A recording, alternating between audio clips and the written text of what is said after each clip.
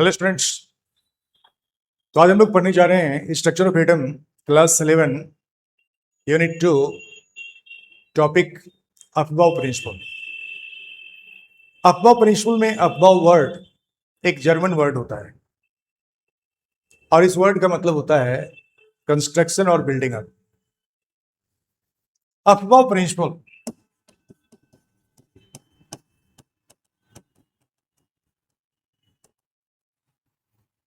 इस प्रिंसिपल में aufbau word का मतलब होता है कंस्ट्रक्शन और बिल्डिंग अप, या इसको बोलते हैं हम लोग निर्माण।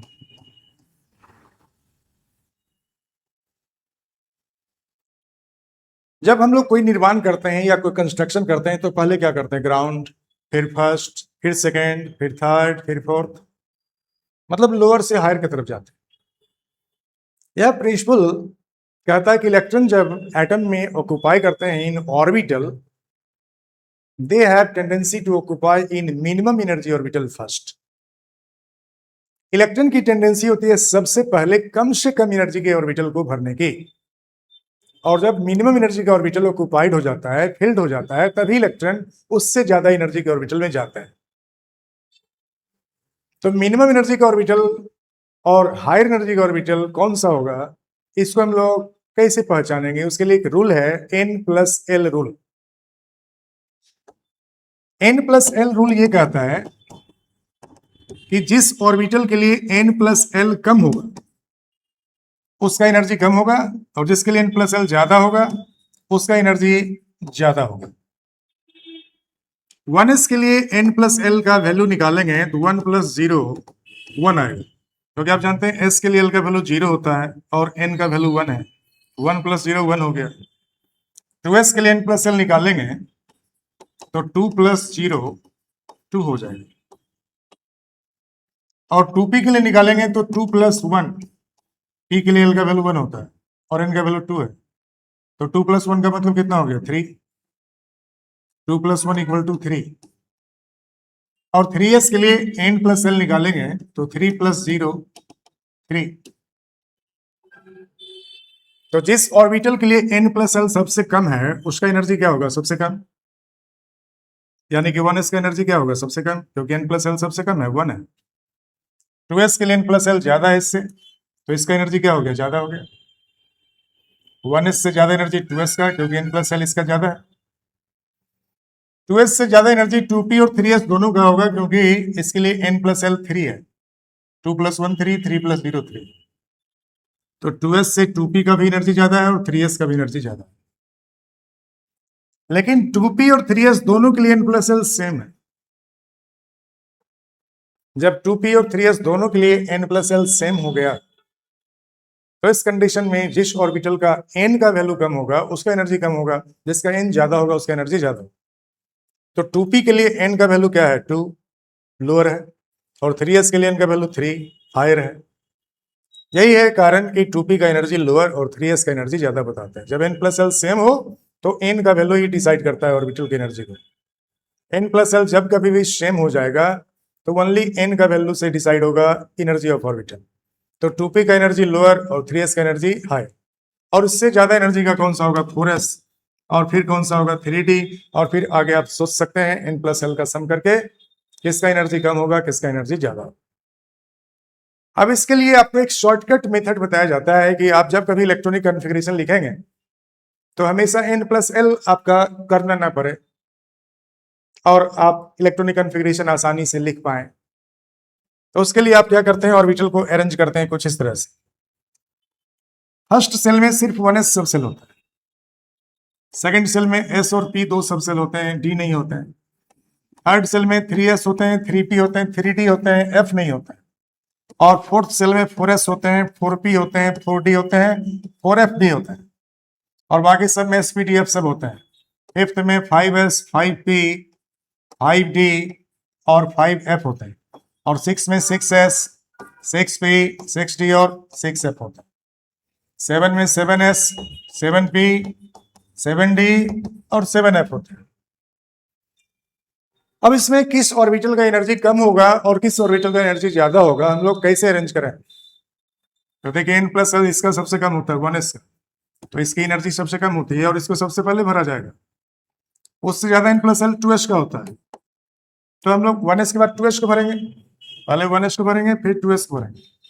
2s से ज्यादा n+l 2p का होता है, और 2p 3s दोनों के लिए n+l सेम होता है। जब 2p और 3s दोनों के लिए n+l सेम होगा, 2p के लिए 2 + 1 3 और 3s के लिए 3 + 0 3, तो जिसका n कम होगा उसको पहले भरेंगे, 2p को पहले भरेंगे, 3s को बाद में भरेंगे। अब यहाँ 3p और 4s है, इस रो में 3p है और 4s है, तो हम लोग 3s के भरने के बाद 3p को भरेंगे, क्योंकि इसका n+l 3 + 1 4 और 4s 4 + 0 4, इस दोनों के लिए n+l सेम है। तो आपको 3p के लिए n का वैल्यू कम है, इसको पहले भरेंगे, 4s को उसके बाद भरेंगे, फिर 3d को भरेंगे, फिर 4p को भरेंगे। ओके, 3d 4p और 5s तीनों के लिए n+l सेम है, तो 3d के लिए n का वैल्यू कम है, 4p के लिए उससे ज्यादा है, और 5s के लिए n का वैल्यू सबसे ज्यादा है। हम लोग इस सीक्वेंस में भरेंगे, फिर 4d को भरेंगे, फिर 5p को भरेंगे, फिर 6s को भरेंगे। इसके बाद हम लोग 4f को भरेंगे, फिर 5d को भरेंगे, फिर 6p को भरेंगे, फिर 7s को भरेंगे, फिर 5f 6d 7p फिर 6f। बस आपका पीरियोडिक टेबल खत्म हो गया यहीं पर। अब इसके बाद आपको जरूरत नहीं होगा, क्योंकि अब जितने भी एलिमेंट हैं सबका इलेक्ट्रॉनिक कॉन्फ़िगरेशन हम लोग यहीं पर 7p में जाके समाप्त हो जाएगा। यहाँ पे 7p में समाप्त हो जाएगा, 7p में आपका पीरियोडिक टेबल समाप्त हो जाएगा। एस ब्लॉक से स्टार्ट करते हैं, बीच में डी ब्लॉक आता है और अंत में पी ब्लॉक आता है। तो 7s से स्टार्ट करेंगे, बीच में F में जाएगा इलेक्ट्रॉन, D में जाएगा और फिर 7p में जाएगा, और 7p में जाके पीरियोडिक टेबल हमारा समाप्त हो जाता है। तो हम लोग 7p तक यदि याद कर लें इसके सीक्वेंस को, तो हम किसी भी एलिमेंट का इलेक्ट्रॉनिक कॉन्फ़िगरेशन आसानी से लिख सकते हैं। तो यह प्रिंसिपल है अफबाउ प्रिंसिपल। अफबाउ प्रिंसिपल के अनुसार electron tend to occupy in the minimum energy orbital first in the lower energy orbital first. When electron goes into lower energy orbital and it becomes completely filled, जब lower energy का orbital भर जाएगा, only then electron go into next higher energy orbital, and when जब next higher energy का orbital भर गया, तो उसके बाद जो नेक्स्ट हायर एनर्जी का ऑर्बिटल उसमें इलेक्ट्रॉन जाएगा, और ये सीक्वेंस होगा, हमेशा 1s को पहले भरेगा, फिर 2s को भरेगा, फिर 2f 2p, फिर 3s, फिर 3p, फिर 4s, फिर 3d 4p, 5s 4d 5p 6s, 4f 5d 6p 7s, 5f 6d 7p। बस पीरियोडिक टेबल कंप्लीट हो गया था। तो इस तरह से आप इलेक्ट्रॉनिक कॉन्फ़िगरेशन लिखते हैं अफबाउ प्रिंसिपल का यूज करके। जब कभी भूल जाएं सीक्वेंस, तो ये टेबल बना लेना है, 1s 2s 2p 3s 3p 4s 3d 4p। इस तरह से आपको ये टेबल बना के हम लोग इलेक्ट्रॉनिक कॉन्फ़िगरेशन लिख लिया करेंगे। इसके बाद है पॉलीज एक्सक्लूजन प्रिंसिपल। अगला प्रिंसिपल है पॉलीज एक्सक्लूजन प्रिंसिपल। पॉली का एक्सक्लूजन प्रिंसिपल कहता है कि कभी भी किसी भी एक ऑर्बिटल में 2 इलेक्ट्रॉन से ज्यादा ऑक्युपाई नहीं हो सकता है। ये एक्सक्लूजन प्रिंसिपल है, मतलब क्या नहीं हो सकता है, क्या एक्सक्लूडेड है, ये जानना है। 2 से ज्यादा इलेक्ट्रॉन एक्सक्लूडेड है, 2 से ज्यादा इलेक्ट्रॉन नहीं भर सकते हैं किसी ऑर्बिटल। और क्या एक्सक्लूडेड है, जब 2 इलेक्ट्रॉन भरेंगे तो दोनों का स्पिन सेम नहीं हो सकता है, दोनों का स्पिन अपोजिट होगा, पैरेलल स्पिन नहीं होगा। जब 2 इलेक्ट्रॉन किसी ऑर्बिटल में ऑक्युपाई करेगा तो दोनों का स्पिन अपोजिट होगा। यदि 1 इलेक्ट्रॉन क्लॉकवाइज स्पिन करेंगे तो दूसरा इलेक्ट्रॉन एंटी क्लॉकवाइज स्पिन करेगा। एक इलेक्ट्रॉन यदि क्लॉकवाइज स्पिन करता है तो जो मैग्नेटिक फील्ड बनेगा, यदि दूसरा इलेक्ट्रॉन भी क्लॉकवाइज स्पिन करेगा, उसका मैग्नेटिक फील्ड क्या होगा, सेम हो जाएगा। तो दोनों के बीच में रिपल्सन क्या होगा, बढ़ जाएंगे। लेकिन जब 2 इलेक्ट्रॉन अपोजिट डायरेक्शन में स्पिन करता है, एक क्लॉकवाइज और दूसरा एंटी क्लॉकवाइज, तो इसका मैग्नेटिक फील्ड अपोजिट डायरेक्शन में बनेगा, और अपोजिट मैग्नेटिक फील्ड बनेगा तो जो रिपल्सन है वो कम हो जाएगा। जब इलेक्ट्रॉन स्पिन करता है तो मैग्नेटिक फील्ड क्रिएट होता है, और जब मैग्नेटिक फील्ड सेम बनेगा 2 इलेक्ट्रॉन का सेम ऑर्बिटल में, तो रिपल्सन दोनों के बीच में ज्यादा हो जाएगा। रिपल्सन बढ़ जाएंगे तो एनर्जी बढ़ जाएगा, स्टेबिलिटी कम हो जाएगा। तो दो इलेक्ट्रॉन का सेम ऑर्बिटल में ऑक्यूपाई तभी हो सकता है जब वो दोनों इलेक्ट्रॉन अपोजिट डायरेक्शन में स्पिन करते हैं। एक क्लॉकवाइज स्पिन करता है तो दूसरा एंटी क्लॉकवाइज स्पिन करता है, और अपोजिट स्पिन करने के कारण उसके मैग्नेटिक फील्ड अपोजिट डायरेक्शन में बनते हैं, और मैग्नेटिक फील्ड जब अपोजिट डायरेक्शन बनेंगे तो उनके बीच में जो रिपल्सन है वो कम होगा, रिपल्सन कम होगा तो स्टेबिलिटी क्या होगा, ज्यादा होगा। तो ये प्रिंसिपल भी याद रखना है, किसी ऑर्बिटल में दो से ज्यादा इलेक्ट्रॉन नहीं भरना है, और जब दो इलेक्ट्रॉन भरेंगे तो इलेक्ट्रॉन का स्पिन सेम नहीं दिखाना है, दोनों का स्पिन अपोजिट दिखाना है। यही कारण है कि सेम ऑर्बिटल के लिए स्पिन क्वांटम नंबर का वैल्यू +½ और -½ होता है। वन इलेक्ट्रॉन जो क्लॉकवाइज स्पिन करते हैं उसके लिए स्पिन क्वांटम नंबर +½ दूसरा इलेक्ट्रॉन जो एंटी क्लॉकवाइज स्पिन करते हैं उसके लिए स्पिन क्वांटम नंबर का वैल्यू -½ होता है। तो एक मैग्नेटिक क्वांटम नंबर के वैल्यू के लिए स्पिन क्वांटम नंबर का दो वैल्यू होता है, एक +½ एक -½ यही कारण है। This indicate no two electron can have all the value of quantum number same। दो इलेक्ट्रॉन का क्वांटम नंबर किसी भी एटम में चारों क्वांटम नंबर का वैल्यू सेम नहीं होगा। यदि सेम ऑर्बिटल में है तो प्रिंसिपल एजीमुथल और मैग्नेटिक क्वांटम नंबर सेम हो जाएगा, लेकिन दो इलेक्ट्रॉन का स्पिन डिफरेंट होगा तो स्पिन क्वांटम नंबर क्या होगा, डिफरेंट होगा। यदि दो इलेक्ट्रॉन सेम ऑर्बिटल में ऑक्यूपाई कर भी गया, जैसे हीलियम में दो इलेक्ट्रॉन 1s में रहता है और 1s ऑर्बिटल में दोनों इलेक्ट्रॉन है, तो इसका प्रिंसिपल क्वांटम नंबर n का वैल्यू 1 होगा, l का वैल्यू दोनों s में है तो 0 होगा, और l 0 है तो दोनों के लिए m का वैल्यू 0 ही होगा। लेकिन दोनों का स्पिन अपोजिट, एक क्लॉकवाइज स्पिन कर रहा है तो दूसरा एंटी क्लॉकवाइज स्पिन कर रहा है, तो s का वैल्यू क्या होगा, +½ for one electron and -½ for another electron. तो दोनों का स्पिन क्वांटम नंबर क्या होगा, डिफरेंट, अपोजिट, लेकिन दोनों के प्रिंसिपल एजीमुथल और मैग्नेटिक क्वांटम नंबर क्या होंगे, सेम। तो ये है आपको पॉलिश एक्सक्लूजन प्रिंसिपल। तीसरा जो रूल है इलेक्ट्रॉन के फिल करने का, तीसरा रूल है हंट्स रूल। हंट्स रूल ये कहता है कि जब सेम एनर्जी का ऑर्बिटल अवेलेबल हो तो हम लोग क्या करेंगे, सेम एनर्जी के ऑर्बिटल को डीजेनरेट ऑर्बिटल बोलते हैं। जैसे पी सब सेल में 3 ऑर्बिटल होते हैं और तीनों का एनर्जी सेम होता है। ये पी सब सेल है, इसमें एक ऑर्बिटल है px, दूसरा है py और तीसरा है pz। सबके एनर्जी बराबर है क्योंकि इसके लिए n और l का वैल्यू सेम है। जब n और l दोनों सेम होंगे तो उनका एनर्जी क्या होगा, सेम रहेगा। तो आप ऐसे ऑर्बिटल को क्या बोलते हैं, डीजेनरेट ऑर्बिटल बोलते हैं।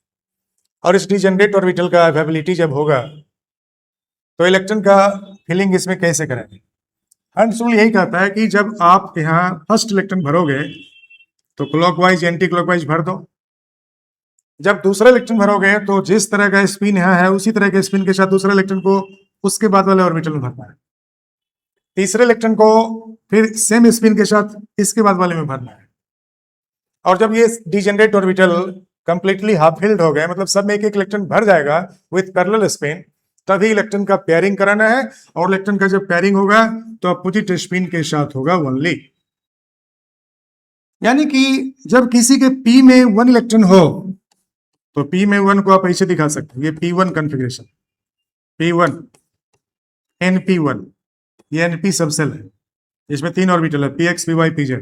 NP1 मतलब आप P में 1 इलेक्ट्रॉन दिखा दिए। किसी के P में 2 इलेक्ट्रॉन है तो आप यहाँ NP में 2 इलेक्ट्रॉन आप ऐसे भरेंगे, इसके बाद अब दूसरे वाले में सेम स्पिन के साथ जाएगा इलेक्ट्रॉन।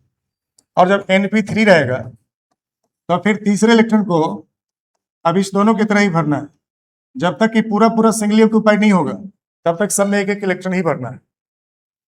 और जब फोर्थ इलेक्ट्रॉन जाएगा, जब NP4 होगा किसी एलिमेंट का कॉन्फ़िगरेशन, तो पहले सब में एक एक कर लिया सेम स्पिन के साथ, उसके बाद पेयरिंग करेगा अपोजिट स्पिन के साथ। ये फोर्थ इलेक्ट्रॉन है, यहाँ जो पेयरिंग किया है this electron is fourth electron. जो पेयरिंग में गया है यह इलेक्ट्रॉन फोर्थ इलेक्ट्रॉन, और ये अपोजिट स्पिन के साथ में पेयरिंग करेगा। फिर NP5 अब नेक्स्ट वाले में पेयरिंग करेगा with opposite spin, 1 2 3 4th 5 5th electron. और NP6 अब यहाँ पर 6th इलेक्ट्रॉन जो है, देखो ये फर्स्ट इलेक्ट्रॉन है, ये सेकंड इलेक्ट्रॉन है, ये थर्ड इलेक्ट्रॉन है, पैरेलल स्पिन, उसके बाद opposite spin, fourth electron, fifth electron opposite spin, sixth electron opposite spin. तो इस तरह से आप इलेक्ट्रॉन को फिल करते हैं according to Hund's rule. Hund's rule ये कहता है कि कंप्लीटली सिंगली ऑक्युपाइड मतलब completely half filled subshell and completely fulfilled subshell is very stable configuration. Completely half filled subshell जो होता है वो भी एक्स्ट्रा स्टेबल होता है। जिस एलिमेंट के कंप्लीटली हाफ फिल्ड सबसेल होते हैं उस सबसेल का स्टेबिलिटी भी ज्यादा होता है, उस एटम का स्टेबिलिटी ज्यादा होगा जिस एटम में completely half field P subshell होते हैं। जैसे नाइट्रोजन के पी में 3 इलेक्ट्रॉन होता है, तो नाइट्रोजन एटम का जब कॉन्फ़िगरेशन लिखते हैं 1s2 2s2 2p3, तो यहाँ देखो 2p में 3 इलेक्ट्रॉन है, तो 3 इलेक्ट्रॉन है तो तीनों इलेक्ट्रॉन एक एक जाएगा सब में पैरेलल स्पिन के साथ, px py pz में एक एक इलेक्ट्रॉन। इसको बोलते हैं कंप्लीटली हाफ फिल्ड। ये बहुत स्टेबल होता है, नाइट्रोजन का कॉन्फ़िगरेशन बहुत स्टेबल कॉन्फ़िगरेशन होता है। इसके इलेक्ट्रॉन को निकालने में भी जितना एनर्जी लगना चाहिए एक्सपेक्टेड जो होता है उससे ज्यादा एनर्जी लगता है, और इसमें अब कोई इलेक्ट्रॉन ऐड करेंगे तो जितना एनर्जी इसको रिलीज करना चाहिए जो एक्सपेक्टेशन होगा उतना वो रिलीज नहीं करता, क्योंकि इसको कंप्लीटली हाफ फिल्ड रखने की टेंडेंसी होती है। इसके बाद है नियन का कॉन्फ़िगरेशन। नियन में 1s2 2s2 2p6 होता है। अब यहाँ देखो p में 6 इलेक्ट्रॉन है, तो 1 2 3 4 5 6, तो ये कॉन्फ़िगरेशन सबसे ज्यादा स्टेबल होता है। p6 configuration is very stable, p6 की स्टेबिलिटी सबसे ज्यादा होती है, उसके बाद p3 की स्टेबिलिटी होती है। तो स्टेबिलिटी ऑर्डर याद रखेंगे, कंप्लीटली फुलफिल्ड की स्टेबिलिटी सबसे ज्यादा और उससे less stable but extra stable completely half filled subshell की होती है अकॉर्डिंग टू हंट्स रूल। जब हम लोग क्रोमियम का कॉन्फ़िगरेशन लिखते हैं तो क्रोमियम में 24 इलेक्ट्रॉन के लिए आप लिखते हैं 1s2 2s2 2p6 3s2 3p6। अब यहाँ 4s का एक इलेक्ट्रॉन को मतलब 4s2 को 1 बना देते हैं और 3d के 4 को 5 बना देते हैं। तो क्रोमियम का जो कॉन्फ़िगरेशन होता है उसमें 6 अनपेयर इलेक्ट्रॉन होते हैं। अब यहाँ पर 6 अनपेयर इलेक्ट्रॉन होते हैं, डी में 5 ऑर्बिटल है 1 2 3 4 5, ये 3d है और ये 4s। तो 4s में जब 2 इलेक्ट्रॉन भरेंगे तो 3d में तो 4 ही इलेक्ट्रॉन जाएगा, ये कंप्लीटली हाफ फिल्ड नहीं हो पाएगा। लेकिन जब 4s के एक इलेक्ट्रॉन को यहाँ 4s के एक इलेक्ट्रॉन को यहां से निकाल के इसमें डाल देते हैं तो इसका कॉन्फ़िगरेशन बहुत स्टेबल हो जाता है। तो क्रोमियम के 3d में 4 नहीं 5 इलेक्ट्रॉन दिखाना है और 4s में एक इलेक्ट्रॉन दिखाना है to make them extra stable.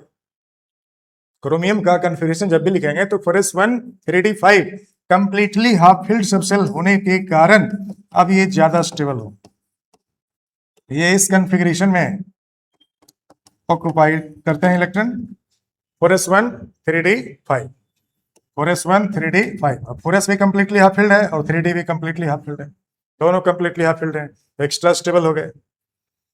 जब कॉपर का कॉन्फ़िगरेशन लिखते हैं तो कॉपर का कॉन्फ़िगरेशन के लिए बताया गया 4s के एक इलेक्ट्रॉन को प्रमोट करा देते हैं 3d में, क्योंकि 4s2 3d9 लिखेंगे तो गलत होगा, तो 4s2 3d9 नहीं लिखना है, 4s1 कर देंगे और 3d10 कर देंगे। क्यों? क्योंकि 3d में जब 9 इलेक्ट्रॉन रहेगा तो ये अनसिमेट्रिकल होगा, symmetry lead to stability. 4s में 2 इलेक्ट्रॉन और 3d में 9 इलेक्ट्रॉन, तो ये लेस स्टेबल है, बाकी सब 2-2 इलेक्ट्रॉन कंटेंट करता है, इसमें एक ही इलेक्ट्रॉन है, अनसिमेट्रिकल है, अनसिमेट्री लीड टू लेस स्टेबिलिटी। तो इसको सिमेट्रिकल बनाने के लिए, एक समान बनाने के लिए, एक जैसा बनाने के लिए 4s के एक इलेक्ट्रॉन को हम क्या करेंगे 3d में ले जाएंगे, तो 4s यहाँ पर कंप्लीटली हाफ फिल्ड हो जाएगा और 3d कंप्लीटली फुल फिल्ड हो जाएगा। तो 1 2 3 4 5 6 7 8 9 और इसका वाला एक इलेक्ट्रॉन इसमें जाके पेयरिंग कर दिया, तो 3d क्या हो गया 10 और 4s क्या हो गया 1। तो ये कॉन्फ़िगरेशन आप नहीं लिखोगे, यदि ये लिखोगे तो 0 मार्क्स मिलेगा। ये लिखना है 4s1 3d10, यह कॉन्फ़िगरेशन लिखेंगे तो फुल मार्क्स मिलेगा। Completely fulfilled subshell of copper in d subshell और completely half filled subshell in case of chromium d subshell, extra stable configuration बन जाता है। तो क्रोमियम का और कॉपर का दोनों का हम लोग याद रखेंगे up to atomic number 30, generally question वहां से आते हैं। जिसमें कॉपर के और क्रोमियम का कॉन्फ़िगरेशन थोड़ा डिफरेंट होता है। फोरस में एक इलेक्ट्रॉन कर देना है और इसका एक जो इलेक्ट्रॉन होगा फोरस वाला उसको प्रमोट कर देना है डी में, 3d में। तो कॉपर के केस में 3d 10 कर देना है और क्रोमियम के केस में 3d 5 कर देना है। Symmetry lead to stability. Symmetrical configuration is more stable configuration. Completely half-filled configuration or completely full-filled subcell is extra stable configuration of element. तो ये तीन जो हमारा प्रिंसिपल और रूल है, ये इलेक्ट्रॉनिक कॉन्फ़िगरेशन को लिखने में आपको हेल्प करेगा। अगले टॉपिक में हम लोग इलेक्ट्रॉनिक कॉन्फ़िगरेशन को डिस्कस करेंगे।